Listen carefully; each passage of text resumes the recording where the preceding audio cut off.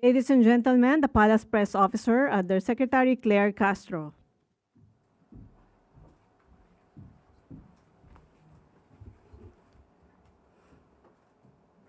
Magandang araw, Malacanang Press Corps. Simula July 15, mas pinalawak na ang coverage ng Philippine Health Insurance Corporation para sa moderate hanggang severe na kaso ng leptospirosis. Alinsunod ito sa hangarin ni Pangulong Ferdinand R. Marcos Jr. na mas marami ang makakuha ng kinakailangang gamutan nang hindi nalulubog sa napakalaking gastusin.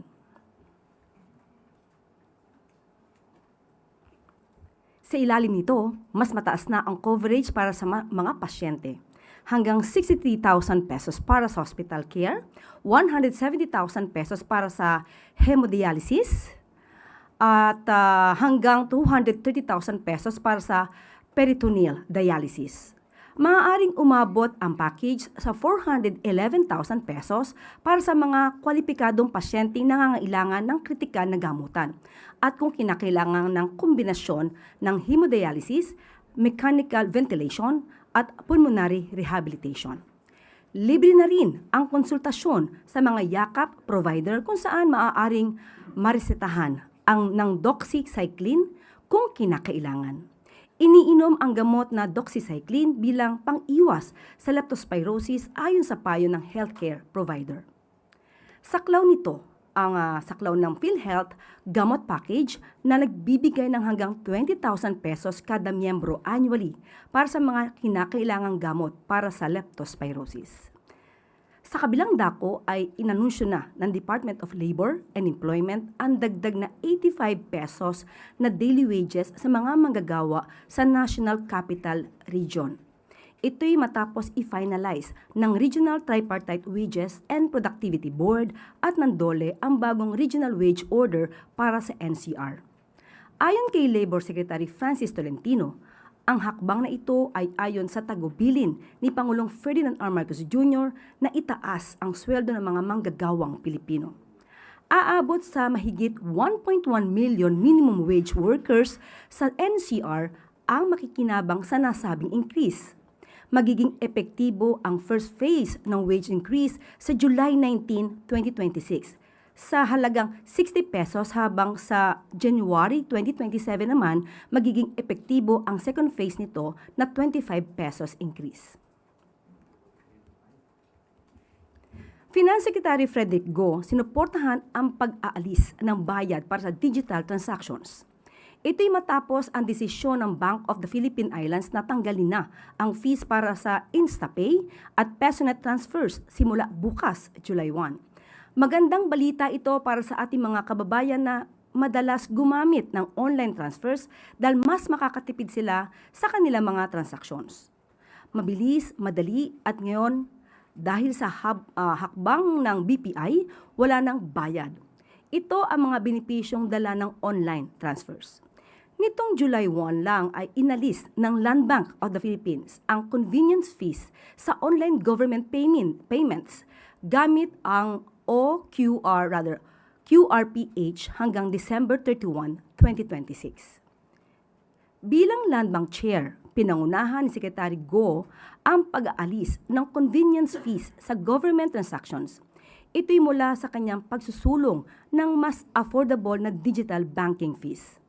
Ang pagsunod ng BPI sa hakbang ng gobyerno na gawing mas accessible ang digital banking ay magandang senyales para sa lahat ng tumatangkilik sa digital banking.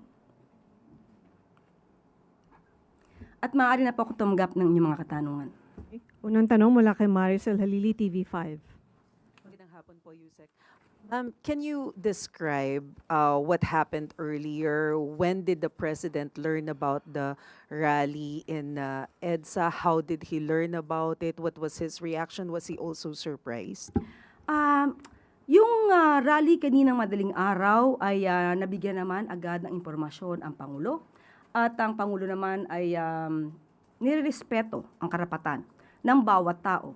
Ang freedom of expression, ang freedom of assembly, at pero hindi kinikilala ng Pangulo ang mga pang-aabuso na may kaakibat dito.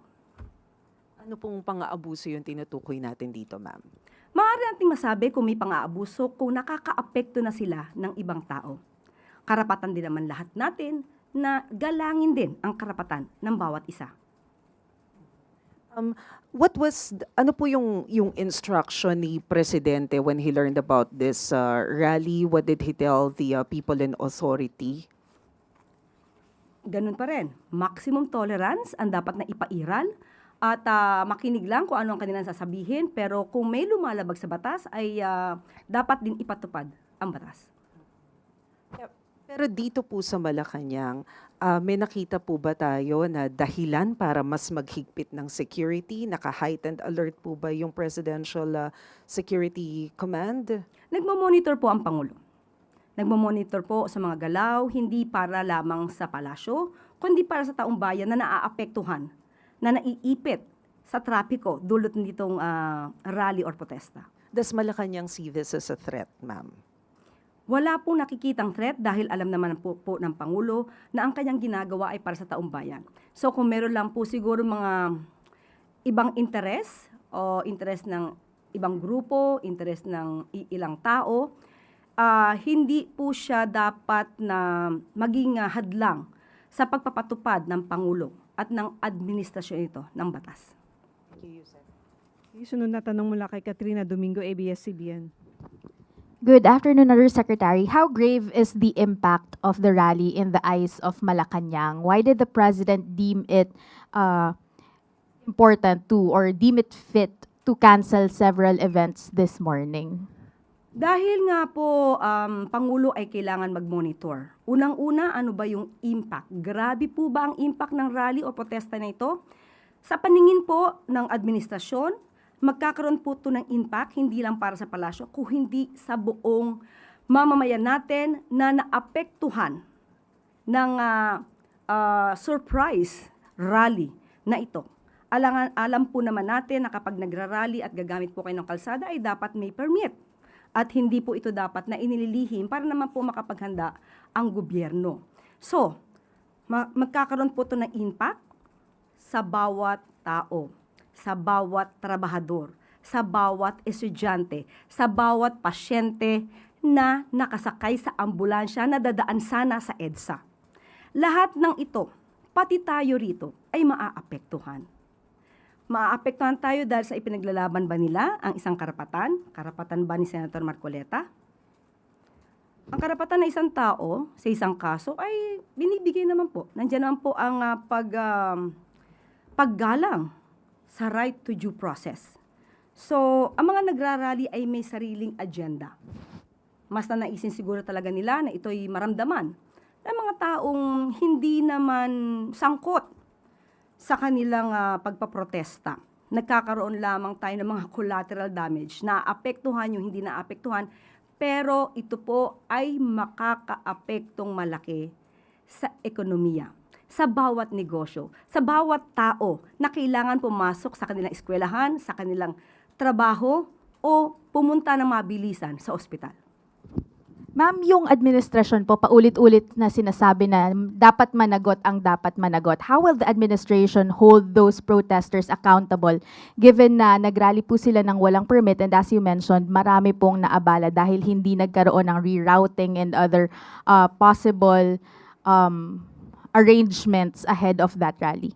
Ang pakiusap lang po natin sana kung magkakaroon ng mga pagpoprotesta o gathering ay makipag-coordinate naman sa gobyerno dahil hindi naman ang gobyerno ay nagko-control o hindi nagpapahinto, hindi kayo pinipigilan sa anumang kilos na ginagawa nyo, provided that your action should be in accordance with the law.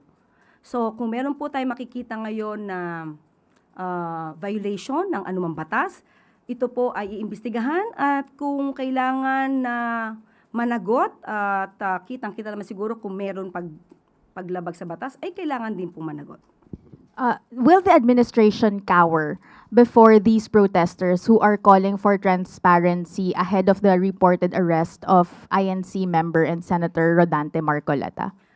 Hindi po natin po kasi alam kung ano ba yung purpose ngayon ng protesta. Although nadinig natin ang kanilang panawagan na ito ay patungkol sa, nakakuha po tayo ng kanilang statement. Andito po.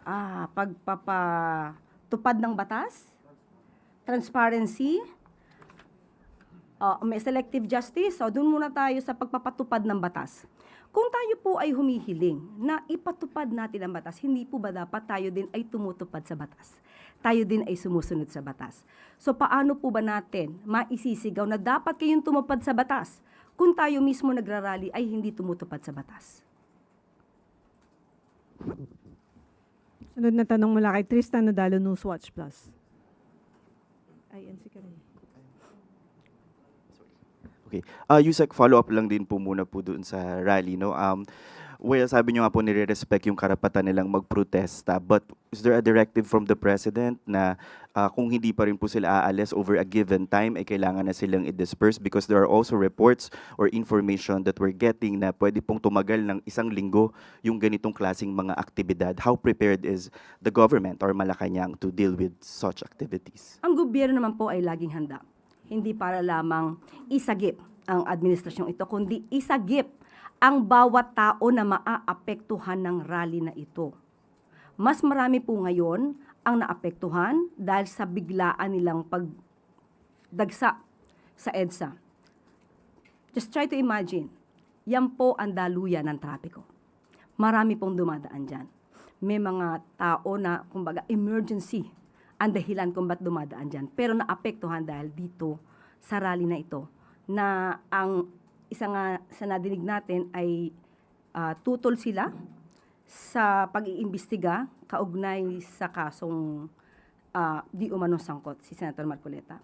So, hindi natin matatawaran ang kanilang dahilan, pero baka hindi maintindihan ng karamihan sa atin na mas naaapektuhan sila dahil sa pagpoprotekta sa isang tao.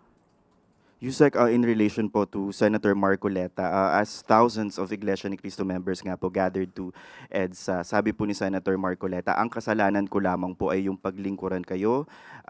He also warned, ngunit kapag ako ay kanilang inaresto, hindi na po matutuloy yan, yung kanya pong advocacy in fighting corruption and yung sa flood control controversy. Akala po nila ay malilibing na ito sa limot. And he suggested that his possible arrest is also linked to Vice President Sara Duterte's impeachment. Anong sabi niya? Una ay hindi na matutuloy ang kanyang pag-iimbestiga. Ano yung unang Opo, statement? kung siya daw po ay maaresto, hindi na daw po matutuloy yung kanilang investigasyon sa flood control. Yung naunang statement niya. Ang kasalanan ko lamang ay ang paglingkuran kayo, kung kasalanan matatawag yan na humarap sa kanila ang buong tapang para malaman nyo ang totoo. Yung pangyayaring ito ay patungkol sa 75 million pesos na dinonate sa kanya. Ang kaso na sa ngayon ay kinakaharap niya ay galing sa kanya mismo ang admissions. Pagsabi at sabi niya naging truthful siya, umamin siyang tumanggap siya ng 75 million pesos mula sa 3 donors. So doon lamang po iikot yung kaso. At sinasabi nila na plunder yung case. Totoo, sinasabi niya na hindi naman pondo ng gobyerno ang di umanong kanyang kinuha. Pero sa plunder law natin, gusto ko lang ipaliwanag din sa taong bayan na sa kasong plunder, nandyan po yung binabanggit na ill-gotten wealth. At ang nakapaloob sa ill-gotten wealth ay by receiving directly or indirectly any commission, gift, share, percentage, kickbacks, or any other form of pecuniary benefit from any person and or entity in connection with any government contract or project or by reason of the office or position of the public officer concerned. Inamin po niya na tumanggap siya ng 75 million pesos habang siya ay congressman. So, dun lamang po umiikot ang kaso. At siya naman po, ang sabi niya ay naniniwala siya sa justice system natin. Dahil tumututol sila noon sa pag-surrender sa ating dating Pangulong Duterte sa ICC. So, pinanindigan nila na ang justice system naman natin ay umiiral. So, bakit hindi natin paganahin ang justice system natin at hayaan natin ang proseso? Kung ito naman po ay kanyang madedepensahan ng maayos dahil sa kanyang mga ebidensya, mas maganda po na ang hustisya ang siyang humatol, hindi sa pamamagitan ng pagrarally na naaapektuhan ang iba nating kababayan na hindi naman sangkot sa kaso na kanyang kinakaharap. In relation po dyan, si Vice President Sara Duterte naglabas din po ng statement accusing the Marcos administration of being defined by poor governance and of weaponizing the justice system by filing cases against imprisoning individuals who dare to speak out against alleged corruption. Sabi po niya sa kanyang statement, this administration has been defined by poor governance and its failure to acknowledge and address the country's real problems. Nag-ugat ang mga usaping ito dahil sa pagpapatupad ng Pangulo ng batas, sa mabilisang pagpapanagot sa mga taong sangkot.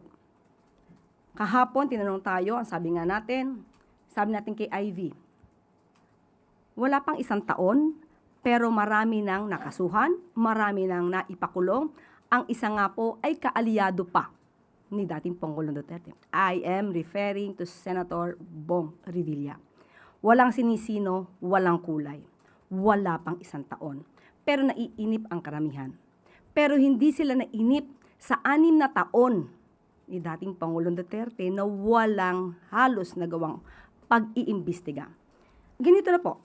Isang halimbawa, 2018, nandyan na rin po si Senator Marcoleta. Kanila po na kino-question, kini-criticize ang mga flood control projects noon na naging ghost projects.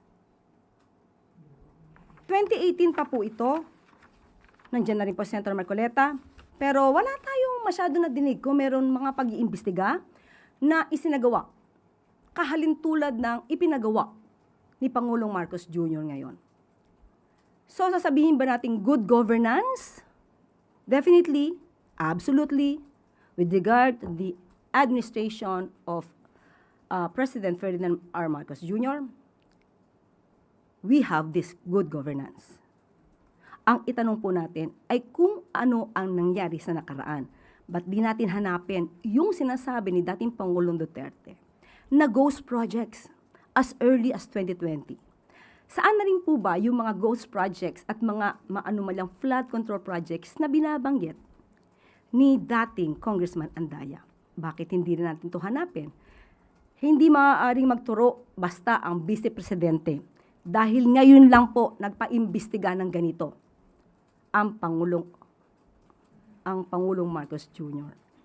Yung mga nakaraan na nagkaroon ng pang-aabuso sa pondo, maybe through build, nag-crossover pa sa panahon ni Pangulong Marcos Jr. Kaya nga po, nung napansin, nakita, nagpa-imbestiga. Sunod na tanong mula kay Ivan Mayrina, GMA News. I-reiterate ko lang yung tanong ni Tristan Yusek because I think it wasn't answered. You repeatedly said na marami ho ang naapektuhan dito sa rally na ito. Collateral damage. You used the word collateral damage. Ang tanong ko ho ay at what point will government exercise its power and duty to restore law and order and allow people to go about their daily lives? Sa ngayon po ay mayroon naman pong iniutos ang Pangulo. Maaari ko po bang basahin kung ano ang binigay na order ng Pangulo sa PNP? Unahin ko na po ang PNP. The Secretary of the Interior and Local Government and the Chief of the Philippine National Police are presently at the PNP Command Center, closely monitoring the situation on the ground. The Chief PNP has directed all concerned units to exercise maximum tolerance at all times and to work toward the swift restoration of normalcy in the affected areas. the PNP remains fully deployed and on full alert, ensuring that the safety and security of all parties, the rallies, the public, and our own personnel are protected at all times. Yan po ang mensaheng ipinaabot ng PNP. Sa ngayon po, hindi ko po maibibigay categorically kung ano pa ang dapat gawin at magiging aksyon ng ating mga otoridad. So, ibibigay ko na lamang po sa inyo kapag meron po tayong panibagong update. Next question, ma'am. May decision na ho ba kung tutuloy ang Pangulo sa kanyang official visit to Canada tomorrow? Wala pa po tayong update sa ngayon at mas maganda po nakausap naman po natin ang DFA na si Secretary Tess Lazaro po ang makakapagbigay ng sagot patungkol po dyan. Okay, sunod na tanong mula kay Ace Romero, Philippine Star. Yusek, the Iglesia ni Cristo has criticized what it described as selective justice under this administration, and I quote, "We want them to know that selective justice is an injustice and we will not remain silent in the face of this grave assault on the justice that our people deserve." Do you share the view or do you agree that there's selective justice under this administration? Sa ngayon ay wala pong selective justice na namamayani sa administrasyon ni Pangulong Marcos Jr.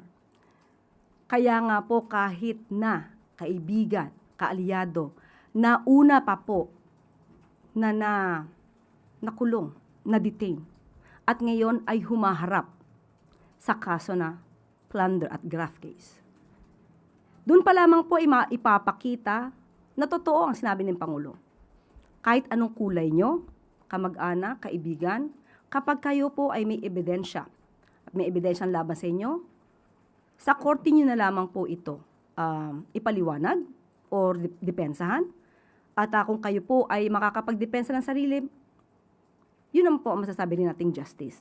So mas masasabi po siguro nating selective justice kung gagamit ng impluensya, karahasan, pananakot, para lang hindi makasuhan ang isang kaalyado. Yun po ang selective justice. Okay, the INC also expressed support for Senator Marcoleta, and they said, what we find puzzling is why the very person who has been pushing to expose those allegedly involved in this massive theft, referring to the flood control, from the Filipino people, is now the one being charged and imprisoned instead of those he exposed. What do you say to those statements? Because the group seems to link the case with the Flood control. expose. Okay. First of all, it was Senator Marcoleta who admitted everything about the 75 million pesos that he received from the 3 donors. Walang nagbigay sa kanya ng utos na i-explain mo to.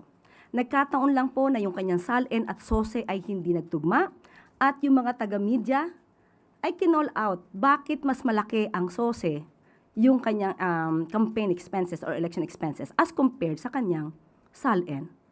And there, he admitted in his own program how he received the 75 million pesos from persons who did not want to be identified. Sa kanya po nanggaling ito. Hindi po siya pinipili. Nagkataon po na yung ebidensya ay siya mismo ang nag-reveal. Kung patungkol po na dahil hindi niya na maipapalabas ang katotohanan tungkol sa flood control mess, hindi po siya nag-iisa. Dahil ang administrasyon na ito ay gusto po ring malaman ang lahat ng katotohanan at gusto mapanagot ang lahat ng sangkot. Kung sasabihin niya po na siya lang ang daan para mapatunayan ang mga pangyayari, hindi po siya nag-iisa. Marami pa po. Kahit po kayong mga taga-media, pag nadyadyaan po yung mga resource persons, kahit wala pong Senado, kahit walang Senate hearing, makukuha niyo po ang katotohanan basta totoo ang kanilang sasabihin. At kailangan na kayo ang magtanong dahil ang mga tanong nyo ay walang kulay at hindi spoon-feeding. Okay, sunod na tanong mula kay Ann Soberano, Bombo Radio. Good afternoon, Yusek. Sa nangyaring surprise rally po kanina, sa tingin niyo po ba nagkaroon ng intelligence lapses, Yusek? Hindi ko po masasagot kung nagkaroon ng intelligence lapses dahil madaling araw po ay nalaman na po namin.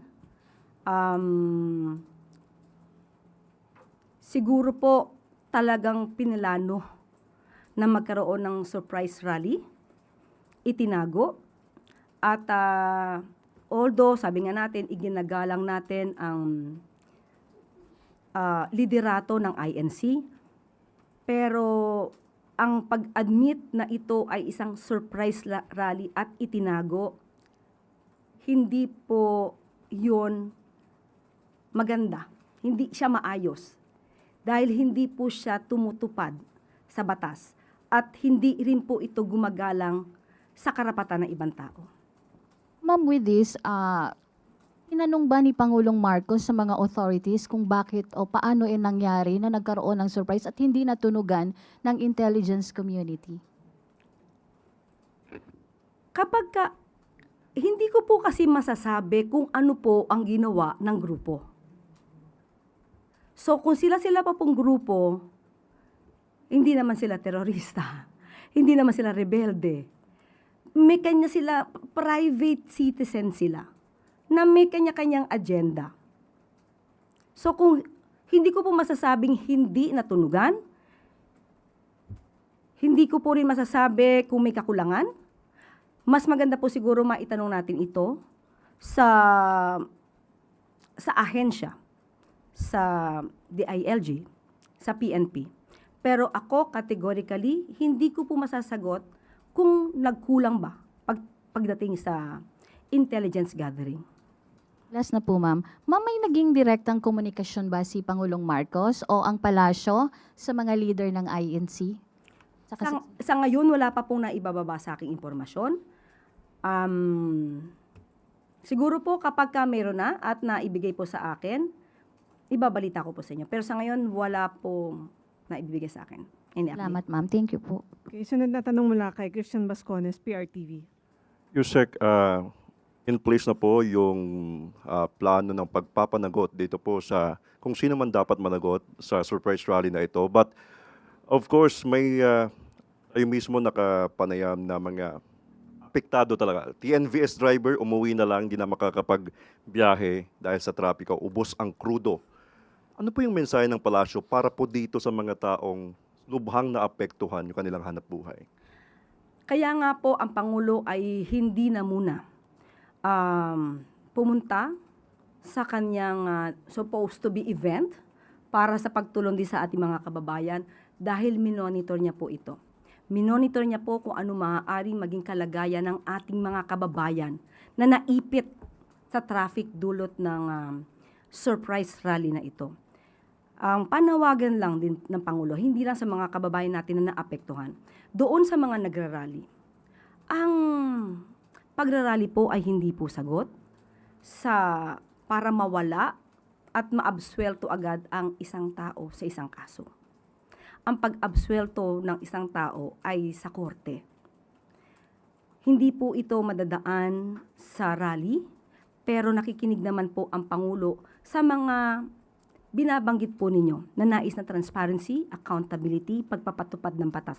At yan po ang ginagawa ng Pangulo. Yan po simula pa nang siya'y umupo, simula nung makita niya na may anomalya sa flood control projects. Talagang ninais po niya maging transparent at ngayon po nagsasagawa na rin po tayo ng mga portal para makita niyo po yung mga bidding. Marami na pong naisagawa ang Pangulo para mas makitang malinis ang nagiging transaksyon ng gobyerno. So, sana po sa mga nagrarally kung ang nais lamang po ninyo ay isagip si Senator Marcoleta. Hindi sana dumaan sa ganito na naaapektuhan ang mas marami nating mga kababayan. Last on my part, Yusek, tinutukan ni Pangulo itong rally. Ano po yung naging reaksyon niya noong nagsimula po ito?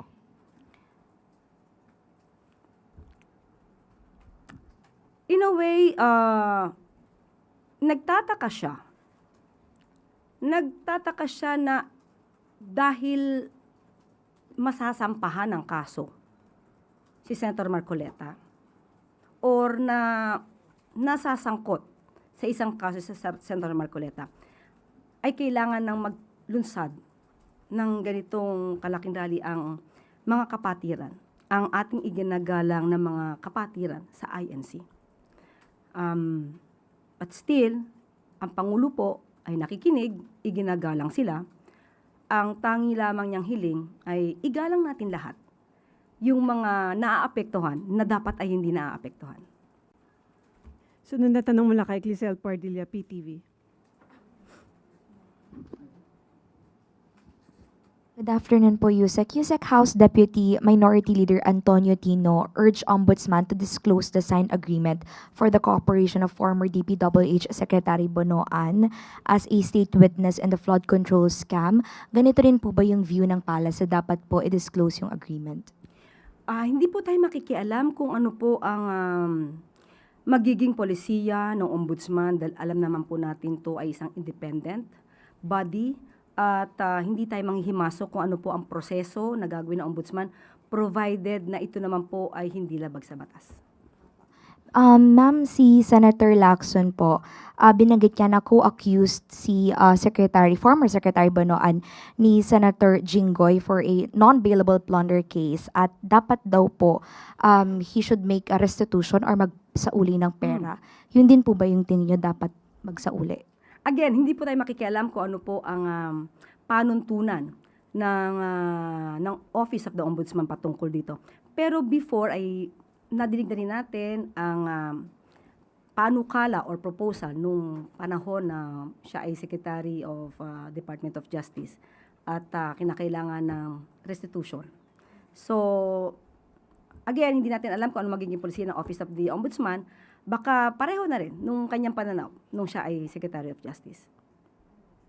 Okay. Sunod na tanong mula kay Harley Balbuena, IBC 13.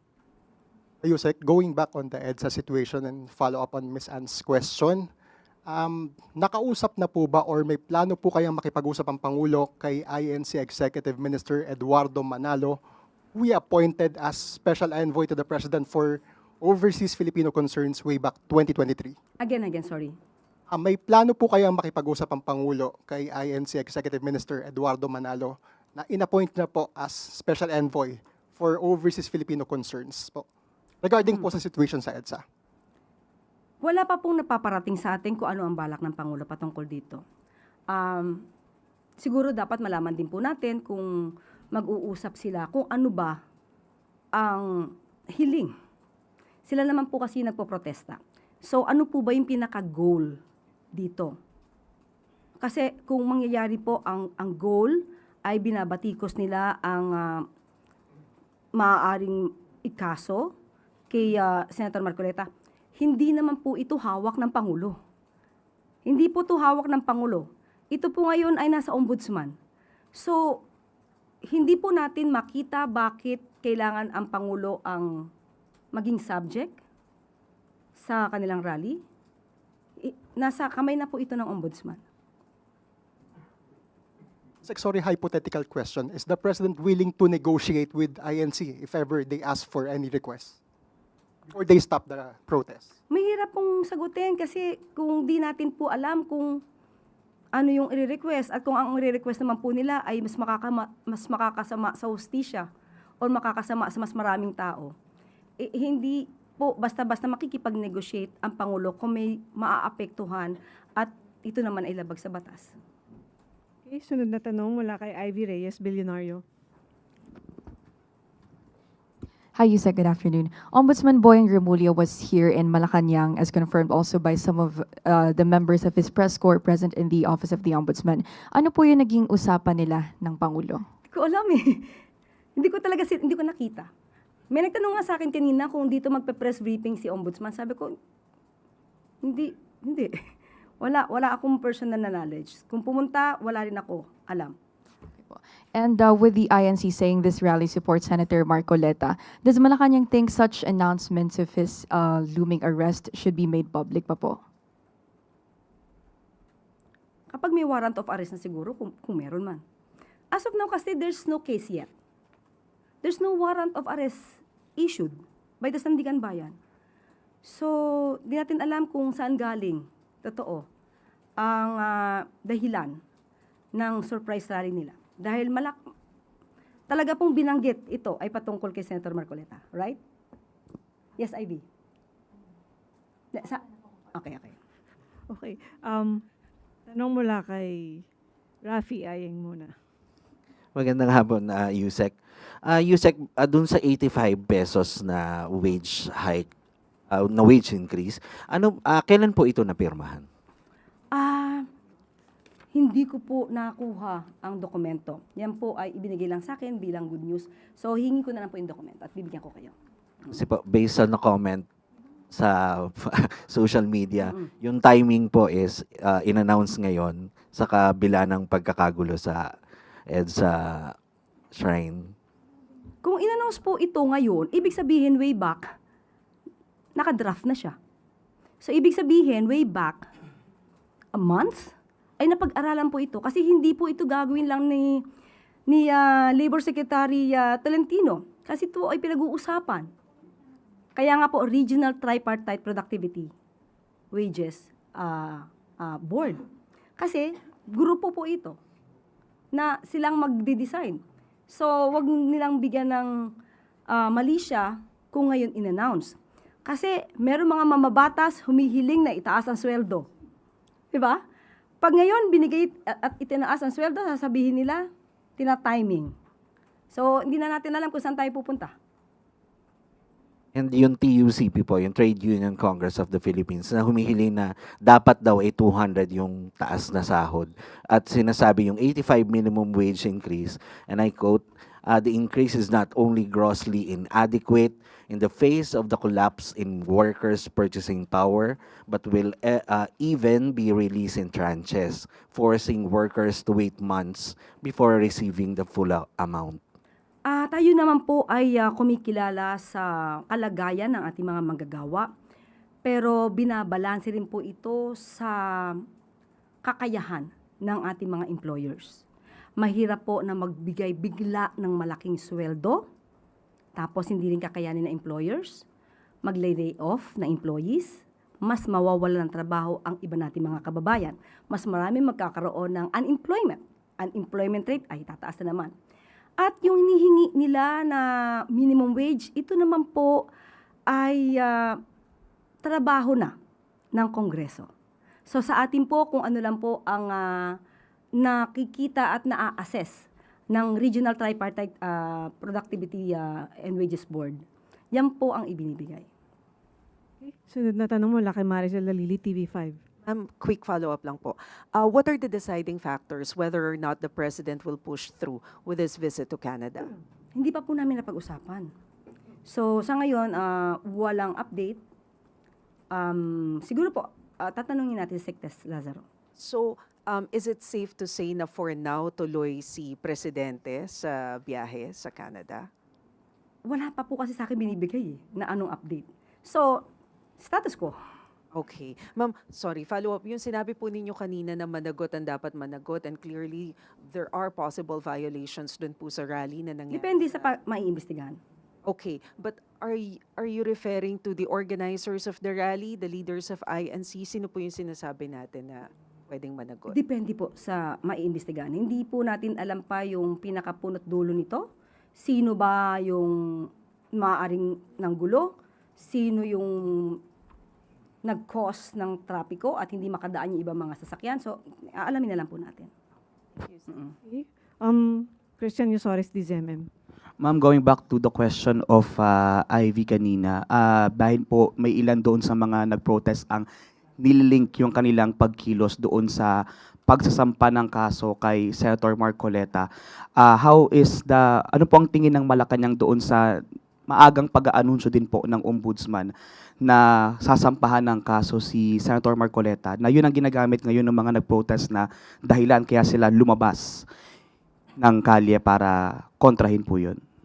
Dapat po ba na maagang nag-aanunsyo ang mga opisina ng kung sino ang mga sasampahan ng kaso?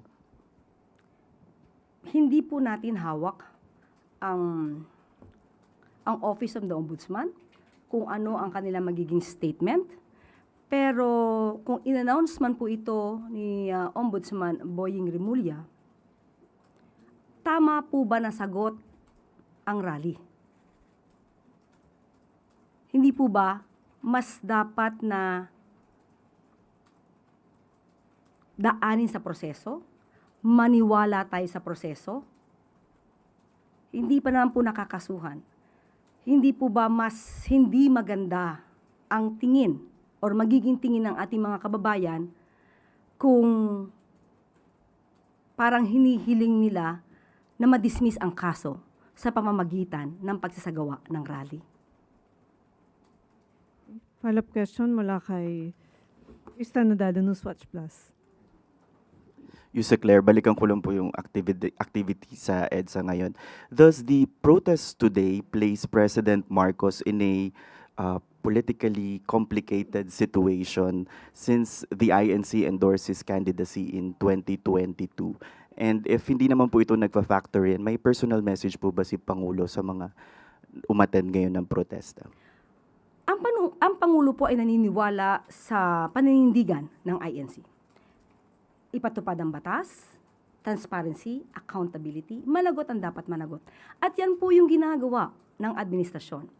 Kung dapat managot ang isang Senator Marcoleta na nagkataon na miyembro ng INC, hindi po ba dapat na i-push din natin yon dahil lahat naman tayo dito ay dapat na naniniwala sa pagpapanagot ng mga di umanong gumawa ng krimen or paglabag sa batas. Mas paniniwalaan ng Pangulo na yun ang isususog ng INC na kahit sino pa ang makasuhan. Miyembro man nila, hindi miyembro, kakulay, kaalyado, iniidolo, dapat walang ganon. Dapat pantay-pantay. At yan naman din ang gusto ng INC. Okay, Katrina Domingo, ABS-CBN. Ma'am, you earlier mentioned wala pong threat against the president that was seen by the intelligence community or his immediate security detail. Bakit po kinailangan na isarado yung ilang mga roads, bridges, gates leading to Malacanang? Para po mas maproteksyonan ang mga nandito sa loob, kasama kayo. At alam po natin na kapag kami ganitong mga klase ng rally, ano naman po ito kasama na po ito sa paghahanda. Ma'am, sorry, maproteksyonan against who kung wala naman pong threat? Hindi po natin alam kung may mangyayari dito, kung may papasok or what. So ito po ang pinaka-opisina ng ating Pangulo. So dapat din po natin itong proteksyonan. Kahit ano pang klaseng rally yan, maliit, malaki, dapat nating proteksyonan at ito po ay parte na po ng seguridad. I understand na repeatedly you have mentioned na the president understands what the rallyists are calling for. Pero hanggang kailan po mag-exercise ng caution ng administrasyon and when do you draw the line kung kailan naman po ito magfa-flex ng muscle? Or is it a wait-and-see mode kung kailan sila mapapagod na until mag-disperse sila doon? Hindi ko po masasabi dahil yan po ay parte ng operasyon. So kung ano po ang gagawin patungkol dito, hindi ko po maibubunyag. Ma'am, last from my end, saan po nagmo-monitor ang Pangulo? Nananatili po ba siya dito sa Malacanang or has he been taken elsewhere for his protection as well? Nandito po sa Malacanang. Thank you po. Okay, maraming salamat. Malacanang Press Corps. Balik sa iyo, Yusek Claire. Bago tayo magtapos, ngayong araw ay nakatakdang tanggapin ni Pangulong Ferdinand R. Marcos Jr. sa Malacanang ang credentials ni Resident Ambassador Designate of the United States of America to the Philippines, His Excellency Lee Lipton. Si Ambassador Lipton ay may 5 dekadang karanasan at malawak na sa kasanayan sa private sector na tiyak na makakatulong sa kanyang bagong tungkulin. Maligayang pagdating sa Pilipinas, Ambassador Lipton, mabuhay po kayo. At lagi po natin tandaan, ang bagong Pilipino ay gumagalang sa karapatan ng ibang tao. At dito na po nagtatapos ang ating press briefing. Magandang araw para sa bagong Pilipinas.